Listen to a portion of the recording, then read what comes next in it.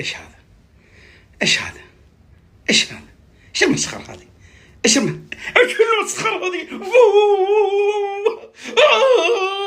بس بس يا ملك، انت وقعت على المجاملات اللي قاعد تسويها في لعيبه منتهين. فريق اليوم هذا الموسم فريق متواضع، قسم بالله متى مجاملتك لعيبه نادي بس يا القهر. بس اقسم بالله هذول اللعيبه شطب، قدر اللعيبه ما يقدرون شعار الهلال، ما يستحون من جمهور نادي الهلال، دعموهم. هم لعيبه منتهين اغلبيتهم 95% لعيبه مكانهم حتى يلو ما يلعبون فيه، لعيبه فاشلين، لعيبه ما عندهم شغف، ما عندهم روح، ما عندهم رغبه، لا يتعلمون، اهم شيء بس الفلوس ولا همهم شعار الهلال ولا شيء. اقسم بالله فضيحه اليوم.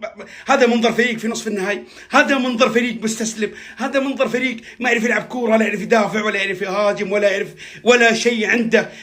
هذا مبتلى، هذا كيف وصل نصف النهائي؟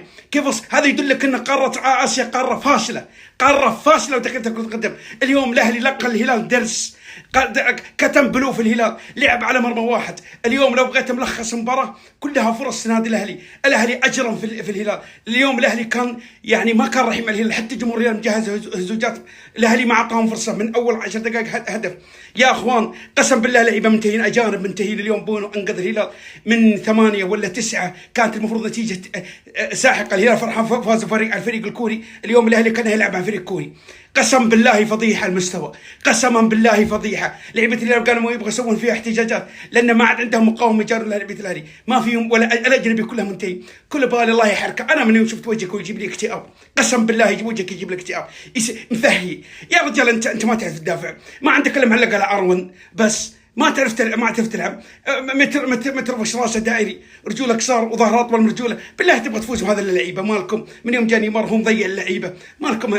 انا من شفت وجهك كانها دريشه مطبخ وانا غاسل يدي. ليناردو لمبه الحوش شغاله في الظهر ما منها فايده، يعني حتى مدرب جد باباي المفروض طلعته مالكم، تروح تطلع البرازيل. حتى اللاعب البرازيلي المفروض استدعى ولي امره ورجعوا له فلوسه وياخذوا ولدهم.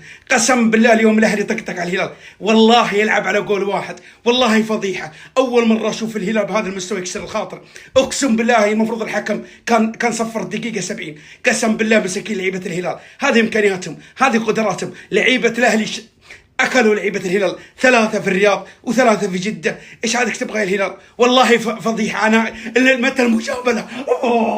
بس على المجامله، اقسم بالله ما عاد اجامل. انا جاملت، انا قلت الفايز من فريقين هو بطل اسيا، بس اليوم الاهلي قسم بالله لقى للهلال درس، واثبت ان لعيبه الهلال منتهين 95%. اداره نادي الهلال اما الاستقاله او شطب كل لعيبه الاجانب ما عدا بونو وكانسيلو، ولا بقيه ما منهم اي فائده، ضررهم اكثر من خيرهم، ما فيهم خير.